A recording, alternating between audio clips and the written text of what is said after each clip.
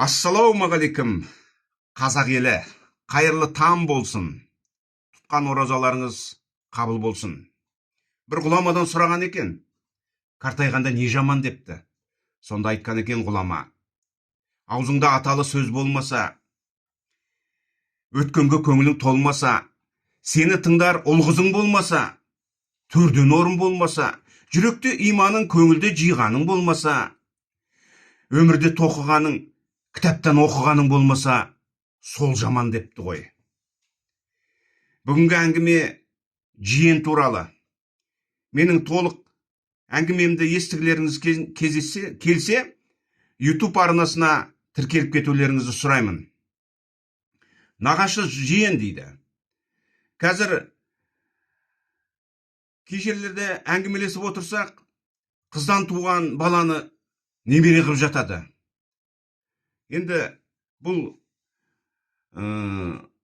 қалай деп айтуға болады, бүйректен сирақ шығарғанмен бірдей. Қыздан туған бала ешқашанда немере болмайды. Өйткені атам Қазекең айтып кеткен, атасы бөлек, аттан түс дейді. Жиен ел болмас, желке ас болмас дейді. Жиен неге ел болмасын, малды болса, желке неге ас болмасын, майлы болса дейді. Жиен ол қыздан туған. Жиен деген статус, жиен деген сөздің өзі қастерлі сөз, қадірлі сөз. Жиен бола білу, қызды төрге отырғызады. Төркіндеп келген, еркелеп келген қызды. Сол қызды сыйлағанның мағынасы жиенді де сыйлайды. Жиеннің сұрағанын береді. Жиен нағашына еркелейді, қалжыңдайды, әдемі ойнайды. Бұл өмірдің сондай бір жақсы бір жолдары, сондай бір жиен мен нағашының әдемі әзілдеуі бір жарастықты дүние. Бірақ оны орындай білсе әрине. Сондықтан жиен ешқашанда немереге жатпайды. Оған ренжімеңіздер. Ол бүйректен сирақ шығарғанмен бірдей. Бірде Абай Семейден оқуға кепті. Семейден әкесіне келген ғой. Семейде жағаласып, тіркесіп дейміз ба, Үшқара деген жер бар екен дейді. Сол жерде жаңағы Абайдың нағашылары тұрады. Қантай, Тонтай деген нағашылары. Бұлар Қаракесек, Шаншардың ұрпағы. Қаракесектен ақша туады, ақшадан бошан, бошаннан таз, таздан бұлбұл туады. Бұлбұлдан Шаншар туады. Шаншардан Келдібек туады, Келдібектен Қазыбек, Қазыбектен Бекболат, Бекболаттан Тіленші, Тіленшіден Алшынбай туады. Алшынбайдан Бәпи туады. Бәпиден Мәди туады. Қателеспесем, Мәди Қарқаралыдан.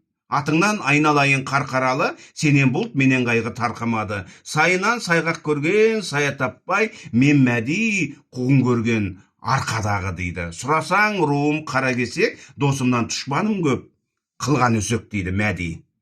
Мәдиден бер қарай, артқа қарай шегіншек, сол Шаншар, Шаншардан сол жаңағы Тонтай туады. Тонтай Абайдың туған нағашысы. Сол нағашысына баруға рұқсат сұрайды әкесі Құнанбайдан. Сонда Құнанбай былай деп айтқан екен: шырағым, нағашың ғой, барсаң барып кел, бірақ қасыңа беделді, дәрежесі жоғары, жақсы жолдастарыңды ерт.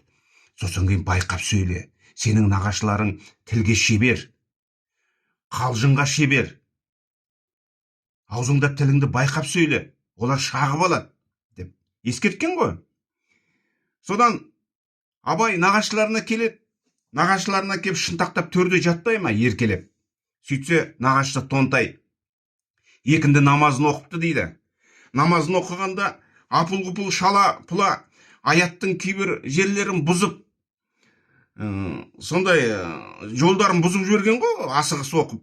Жылдан тұрып кетті дейді. Сол кезде төрде жатқан Абай нағашысына былай деп қалжыңдапты, мысқылдап: нағашы, сонда мынау қалай шариғатта бірталай жолдарын бұзып жібердіңіз, төте жол болғаны ма депті дейді. Сол кезде нағашысы күліп тұрып: шырағым, сен иман ағзамның жолын айтып тұрсың ғой.